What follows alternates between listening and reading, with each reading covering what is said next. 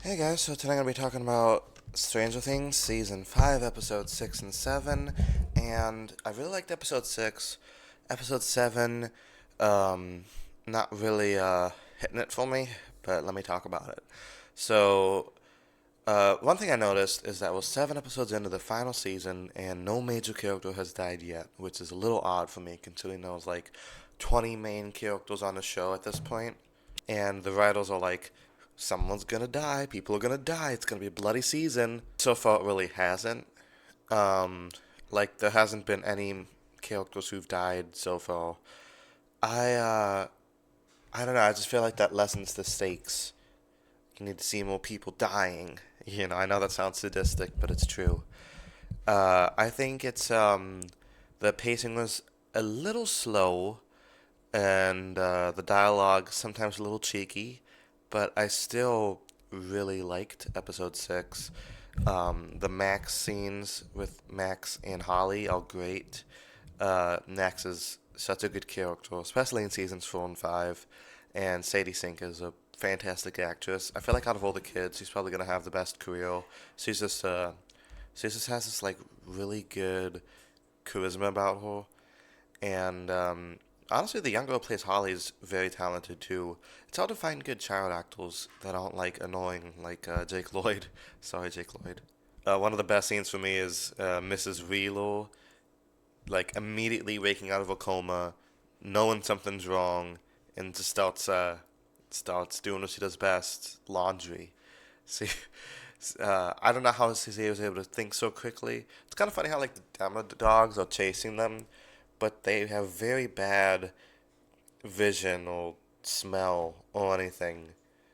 Like they see that thing in the they see that thing in the laundry machine and they go running towards it, but they can't smell like full people right next to each other. Seems a little odd, but still badass moment for Karen. I like how she's getting these moments now. She was such like a relatively minor character before, but she's always been there, so it's nice to see her finally get to do stuff. Even like Mr. Clarkson on the action now, there's so many random characters, which, like I said, sometimes feels like too many cooks, but I don't know. A lot of it seems owned based on how long they've been on the show. Uh, I I think it's funny because like they spend so much time talking between Max and Holly, and I get why Max needed to encourage her, but at the same time, I'm thinking, run. You guys just gotta run. Talk about this later. It's still a really enjoyable episode, though. There's a lot of things to like. I love the character moments. Everybody here has a really great scenes, especially Nancy and Jonathan when they were talking about their grievances. And those two just have really good chemistry because obviously the actors date, but as their characters, they're very good as well.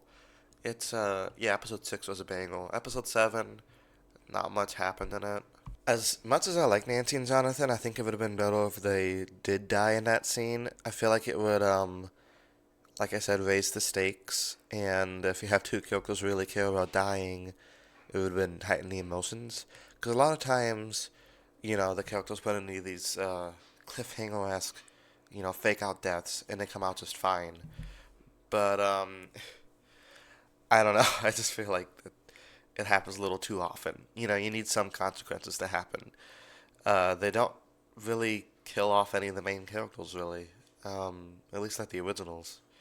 The plot of episode 7 was okay, but I feel like they don't really move along as much. Like, it feels like at the end of episode 7, we're right where we were at the beginning of episode 7, more or less. And I was so pissed off at Holly's friends and schoolmates for trusting this weird guy who dresses like he's from the fucking Victorian era over this girl they've known for years. That pissed me off. Like, if I was Holly and we got out of this, I would never speak to this people again. I'd be like, fuck you guys. I know they're kids, but still. Acting like stranger danger, don't talk to strangers. I thought kids knew that. Will's coming out scene was pretty well done. Though I feel like everybody kind of knew he was gay, like just look at him. Um, but I feel like saying this stuff in the '80s is much different from now, in a way. It wasn't as accepted back then as it was now. I mean, still now, like, people are a little judgy about it. But given the stakes of the series, I think it's funny how, like,